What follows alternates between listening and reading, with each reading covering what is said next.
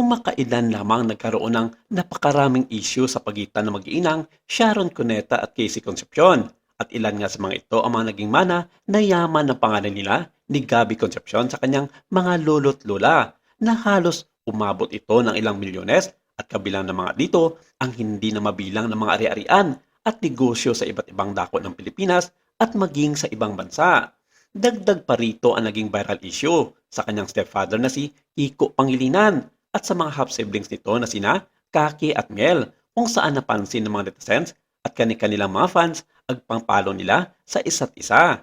Hanggang sa ngayon kasi hindi pa rin malinaw sa taong bayan ang totoong dahilan at sa magkabilang panig ang punot dulo ng isyong ito. At ayon sa source, mukhang nagkamali lang ng pindot itong si Casey sa kanyang cellphone kung kaya't hindi raw niya namalayan ang aksidenteng pag-unfollow niya kina Kiko at sa kanyang mga half-siblings.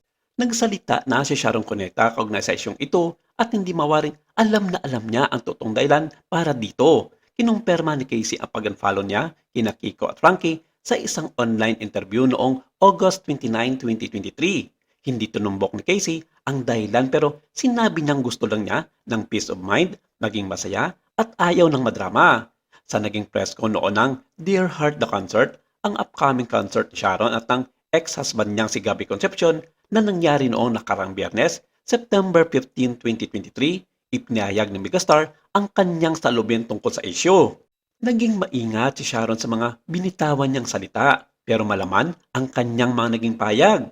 Binanggit ng Megastar na lumaki siya ng maayos dahil sa gabay ng kanyang mga magulang at mga taong nagmamahal sa kanya. At tila naisipaywatig ni Sharon na importante ang paggabay sa mga anak.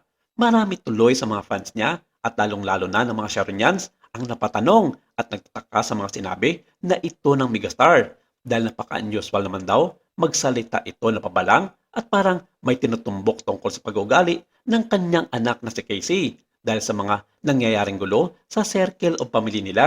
Saad niya, ito na lang sasabihin ko. Like I said in my post, uulitin ko na lang.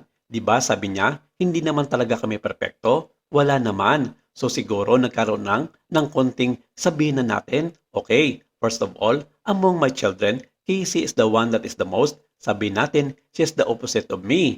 Ang lakas ng dugo ng papa niya. Kaya sila magkasundo. They're the same, for better or for worse, they're the same. Sometimes, pag pinapaalalahanan ng isang tao ng amain, anak, kapatid, mami, merong mga tao na ayaw nila ng at sa puntong ito napatigil ang Megastar na parang napabuntong hininga at malalim ang iniisip at hindi mawari na iniisip ang mga nakaraang tampuan nila ng anak na si Casey Concepcion. Nadugtong nga ito sa hindi matapos-tapos na isyu sa pagitan ng kanyang second family at ang panganay na anak niya sa dating asawang si Gabby Concepcion dahil nga sa pag-unfollow nito sa kanyang kasalukuyang asawa na si Kiko Pangilinan at anak nitong sina Kaki at Miel. Ayon sa kanya, anuman raw ang mga nangyayaring hindi pagkakaunawaan sa loob ng kanyang pamilya ay family first pa rin ang kanyang prioridad sa ngayon kahit na anong sakit pa ang naidudulot ng kanyang anak na si Casey sa kanya at sa kanyang pamilya. Pagpapatuloy pa na payag ng Megastar, ganun lang pagtatampuhan, so ganun lang yon. At nasaktan talaga ako doon. Siyempre, may unfollow. Pero pamilya kami, this is a family matter. And I know, kaya kong ayusin ito. Kinilala ni Sharon ang magiging malapit ngayon na Casey sa biological father na si Gabby. Ayon pa sa kanya, naghiwalay man sila noon ni Gabby ay hindi niya pinigilan ni minsan ang dating asawa na mabisita ang anak nilang si Casey. Umikot naman daw ang buhay noon ni Sharon sa pagpapalaki sa anak pero hindi in full capacity dahil sa mga bagay na naging abala siya sa kanyang buhay artista, lalo na't nasa kasagasaan pa noon ng kanyang karera sa pagkanta at maging sa kanyang acting stint sa showbiz. Hindi rito naging kumbinsido ang kampo ni Christopher Min sa mga naging payag na ito ni Sharon sa kanyang press con. Dahil ayon sa kanya, may matinding dahilan pa raw ito kung kaya't nagdesisyon ng anak nitong si Casey na in-follow ang kanyang stepfather na si Kiko at ang kanyang dalawang kapatid dito. Ayon pa kay Christopher Min, nagkakaroon raw sa ngayon ng settlement in between Casey at pamilya Pangilinan tungkol nga dito sa mga realian ni Sharon na bagay naman raw na hindi nagugustuhan ng bawat isa. Sa ngayon kasi, halos naging triple ang naging laki ng yaman ni Megastar dahil sa kanyang naging investment sa ilang mga malalaking negosyo at maging sa mga real estate property nito dito sa Pilipinas at maging sa ibayong dagat at particular na nga dito sa Amerika. Sa kanilang naging talakayan sa September 5 edition ng kanilang topic, sa Showbiz Now na kasama ang kanyang long-time trainee na sina Romel Chica at Wendell Alvarez, dito inihayag ng batikang host ang kanyang mga naging opinion tungkol nga dito sa punot dulo ng unfollow issue ni na Casey Concepcion at ng kanyang second family. Ayon sa kanya, money matters daw ang dahilan ng mga ito bukod pa sa mga isyong kinakampihan daw ni Megastar ang kanyang anak na si Kaki kaysa sa kanyang panganay na anak na si Casey Concepcion.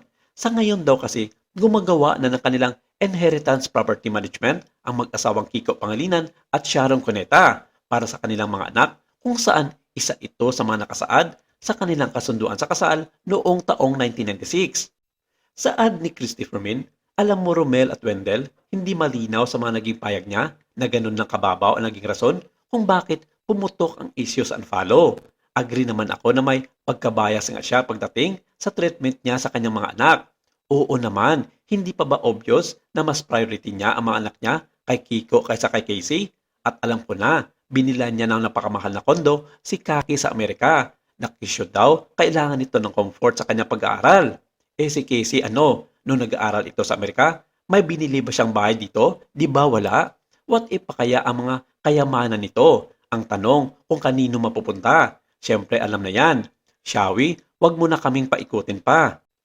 Pero ganun pa man, malaki raw ang impluensya ng kanyang asawang si Kiko para majority ng kanyang mga nakatagong yaman at property ay mapupunta sa kanilang anak na sina Kaki, Miel at Miguel. At alam ni Christopher Min kung anong karakas merong itong si Kiko Pangilinan pagdating sa mga ganitong usapin. At ayon sa kanya, hindi raw ito basta-basta lang na isang abogado at maimpluensyang politiko dahil eksperto raw ito sa mga batas kung pag-uusapan ay property inheritance at maging sa Omnibus Election Code. At sa makatuwid, wala pang malinaw na detalye kung meron niyang mamanahing property itong si Casey sa kanyang inang si Megastar Sharon Cuneta. Maraming salamat. Ito lang muna ang ating update for today.